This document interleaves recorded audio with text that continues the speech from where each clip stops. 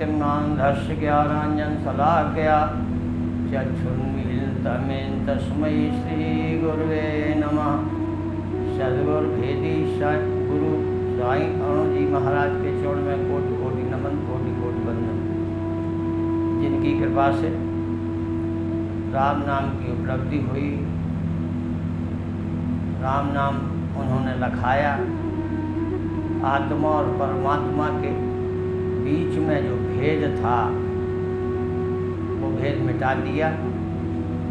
क्षण में ही सबय मिले भगवाना, उमा मरम ये कोई न जाना।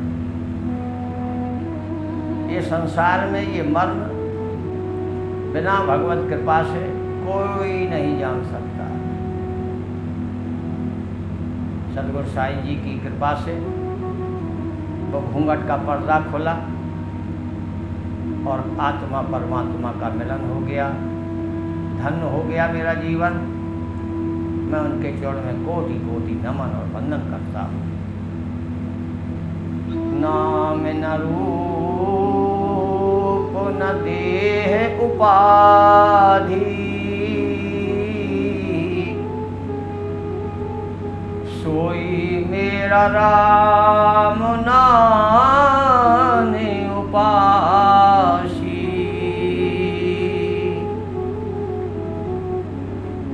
सारे शब्द है गुरु हमारा, शरणे गहे सो तेरे पारा। रोग न व्याधि सतावे उसी को, सारे शब्द से प्रीति जिसको। दुख दरिद्र पास नहीं आवा, सारे शब्द की करो पासा। सतगुरु सुमरन करे जो कोई, पाए मोक्ष संशय नहीं होई। पाए मोक्ष संशय नहीं होई।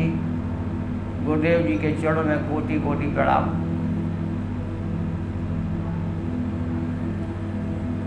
आज का विषय रहेगा चाहत,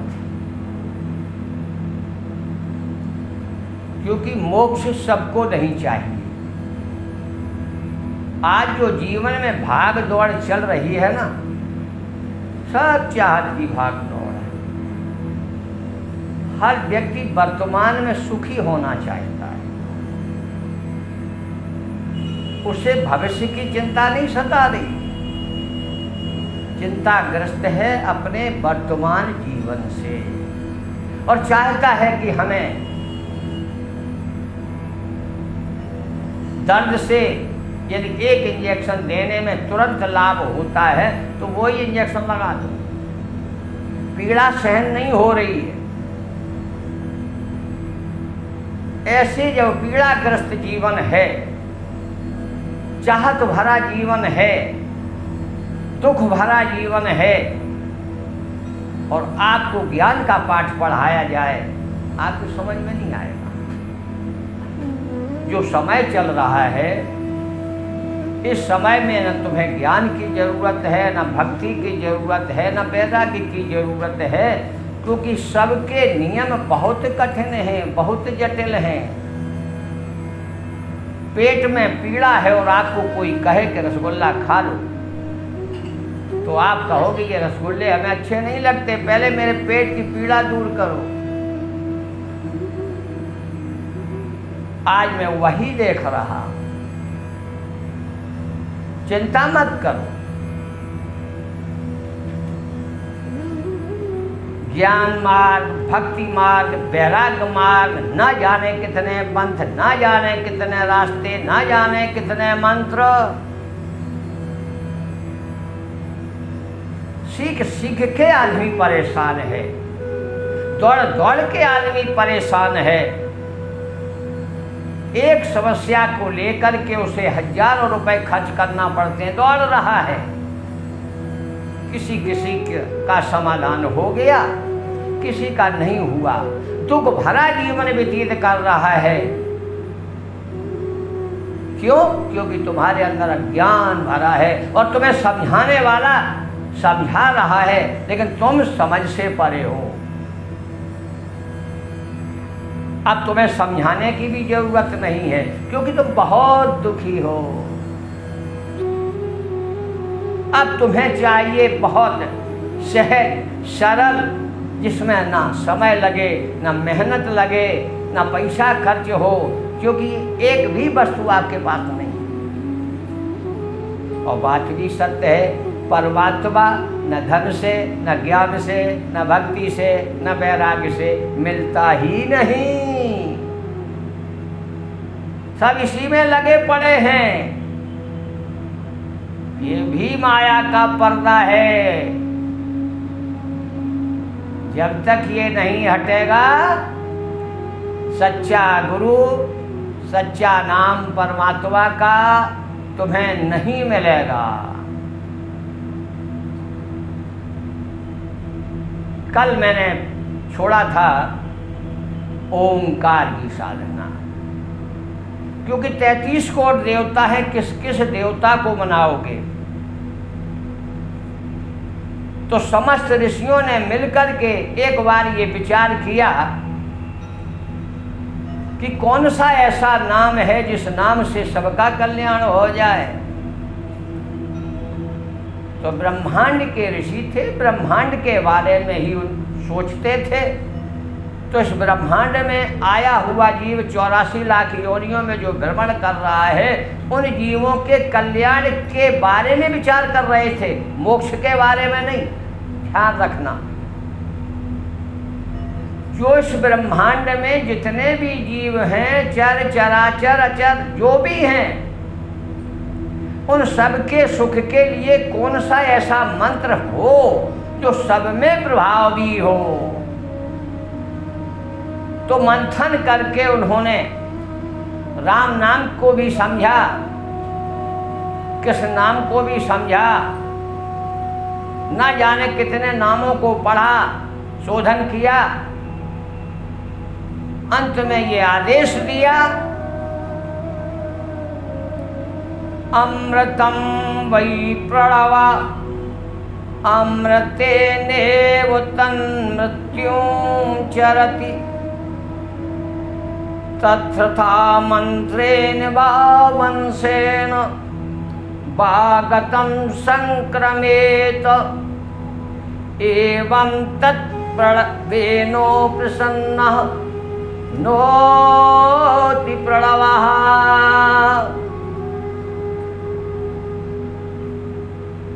ओम को उन्होंने जीवन माना, ओम को उन्होंने मानव शरीर माना। ओम ही मानव का जो भौतिक रूप दिखाई देता है, ये ओम का स्वरूप है। भगवान कृष्ण ने गीता में कहा, ओमेते काक्षरम ब्रह्म, ओम अक्षर एक ब्रह्म और वो मैं हूं।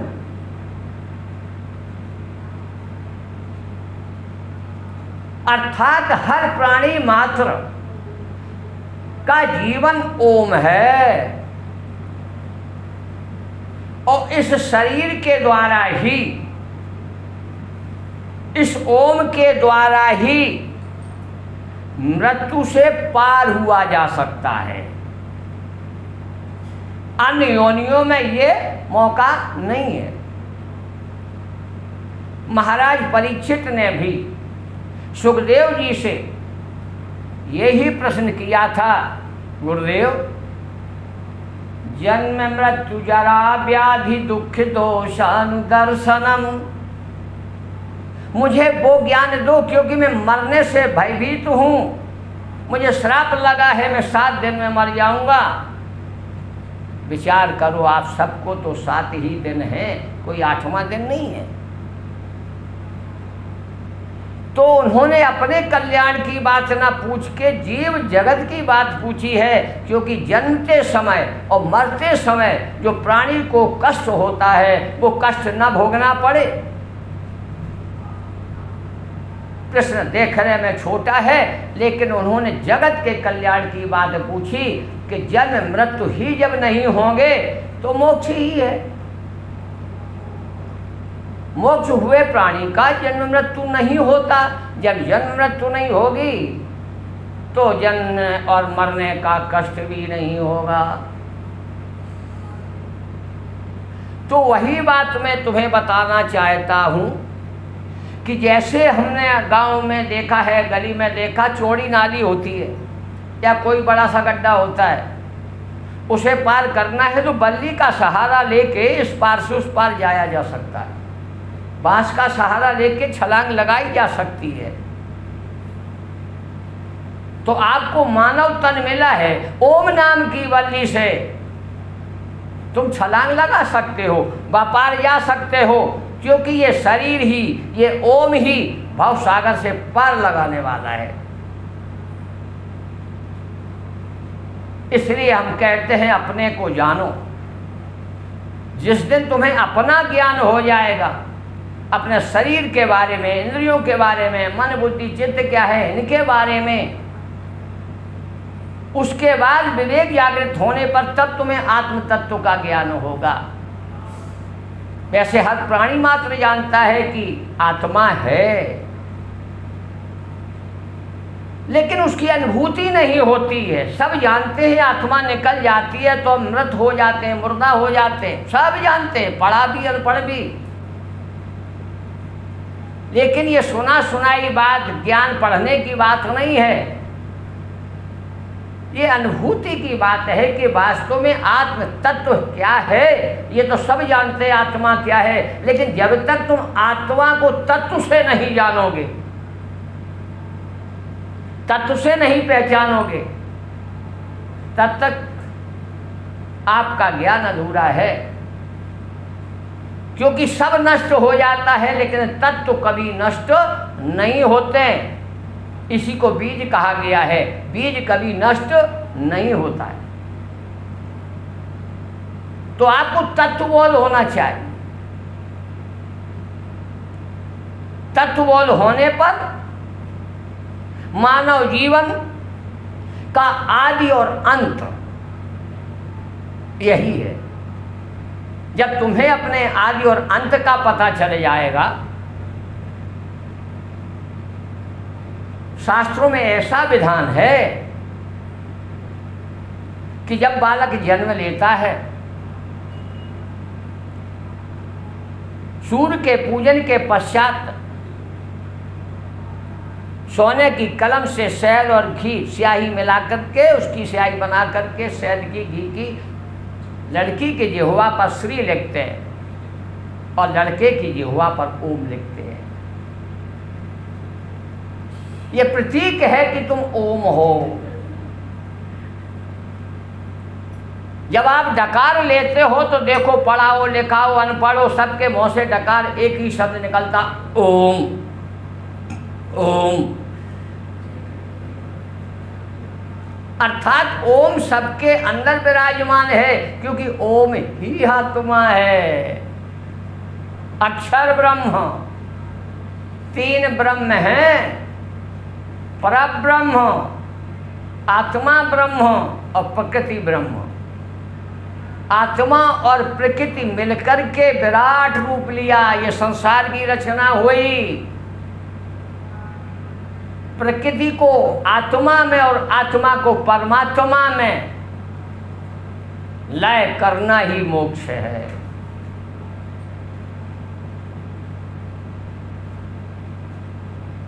अब मैं आपको आगे ले चलता हूं।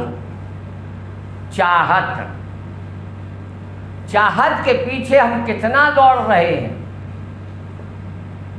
अच्छे बुरे कर्म चाहत की पूर्ति के लिए कर रहे हैं। मंत्र जप रहे हैं तो चाहत के लिए, उपाय कर रहे तो चाहत के लिए, तीर्थों में जा रहे तो कोई ना कोई चाहना है, पूजा पाठ कर रहे तो कोई ना कोई चाहना है। कामना की पूर्ति के लिए ही हम लगे हुए हैं, तन से भी, मन से भी और धन से भी। अब प्रारब्ध से जब तक मानव जीवन है तो चाहत में ही जीना पड़ेगा। लेकिन चाहत कौन सी पूरी होती है और कौन सी पूरी नहीं होती। कितने ही उपाय कर लेना चाहत पूरी नहीं होगी, कितने ही मंत्र जप लेना चाहत पूरी नहीं होगी। क्योंकि परमात्मा देखता है कि तुम्हारे प्रारब्ध से जितना तुम्हें दुख और सुख लिख दिया है, 100 रुपये तुम्हें खर्च करने के लिए दिए हैं, उतने से ही तुम्हें गुजारा करना होगा। अब तुमने 100 रुपये से ज़्यादा की चाहत कर ली तो फिर तुम्हें परेशानी उठाना पड़ेगी। यानी तुम्हें 100 रुपये में ही शांति है, जो तुम्हें प्रारब्ध से मिला है उसमें ही तुम प्रसन्न रहना सीख जाओ,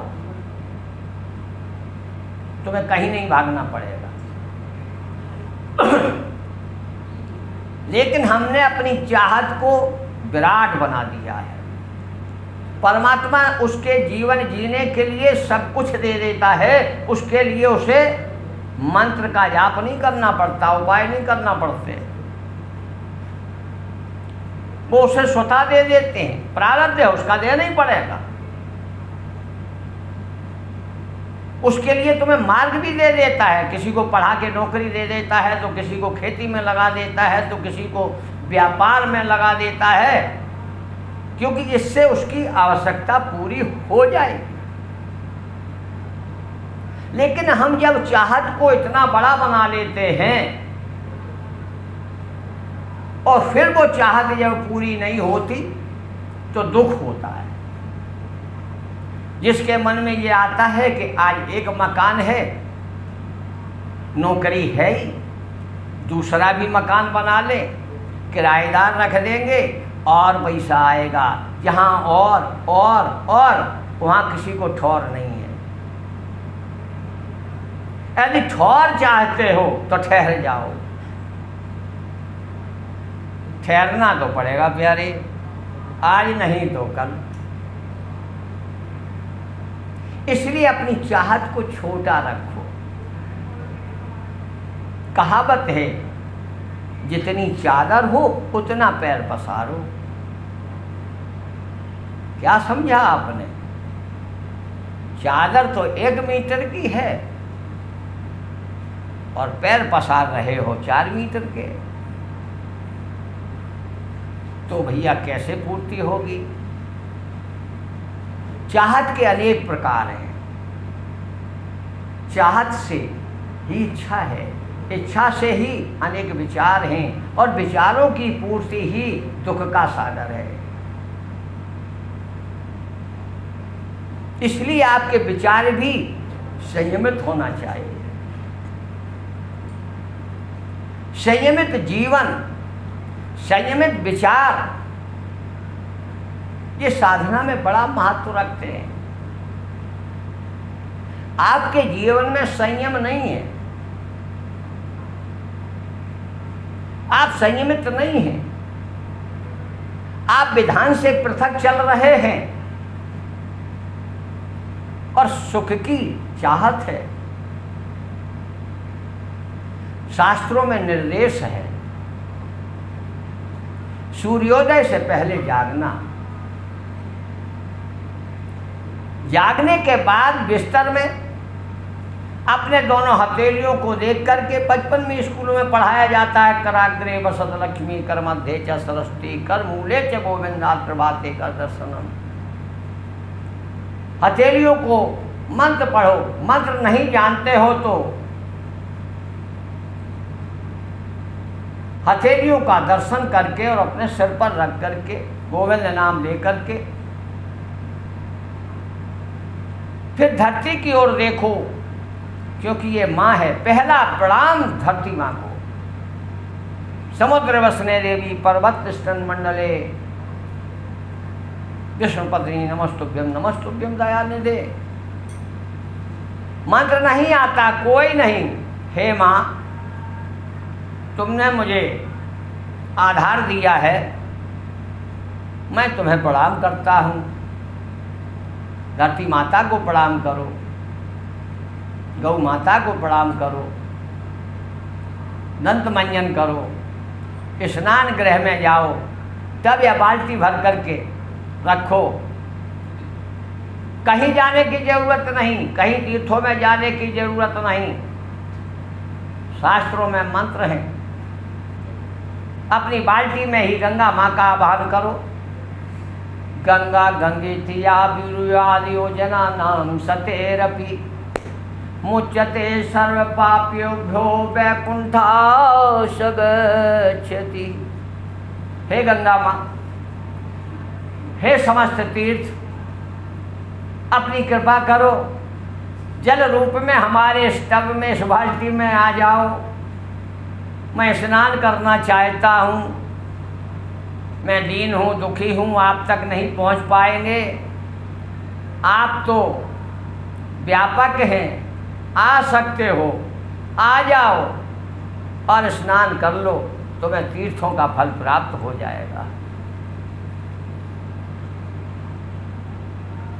उसके बाद आता है पहले शरीर शुद्धि, फिर आसन। आसन के दो रूप होते हैं। एक आसन वो जिस पर आप बैठते हैं, और एक आसन वो पद्मासन जो आप पद्मासन लगा करके बैठते हो। आसन भी आपका कोमल होना चाहिए। भजन करते वक्त आपको उस आसन पर बैठ के कोई तकलीफ ना हो।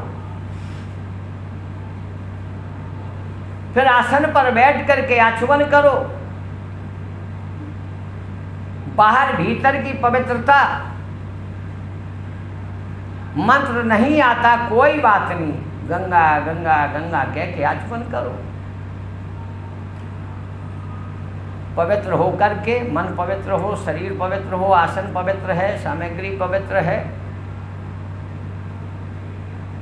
और जिस मंत्र में, जिस देवता में आपकी श्रद्धा है, आराम से बैठ करके उनका भजन कर सकते हो। राम रामेति रामेति रमे रामे मनोरमे सहस्रनाम ततुल्यम राम नाम वरानने। अब वीडियो में तो शॉर्ट में ही आपको समझाना होगा, धीरे धीरे आपको आगे ले चलेंगे। सब लोग थोड़े से ही तसल्ली करें, धीरे धीरे आपको वो सहज मार्ग, वो सरल मार्ग आपको बताएंगे।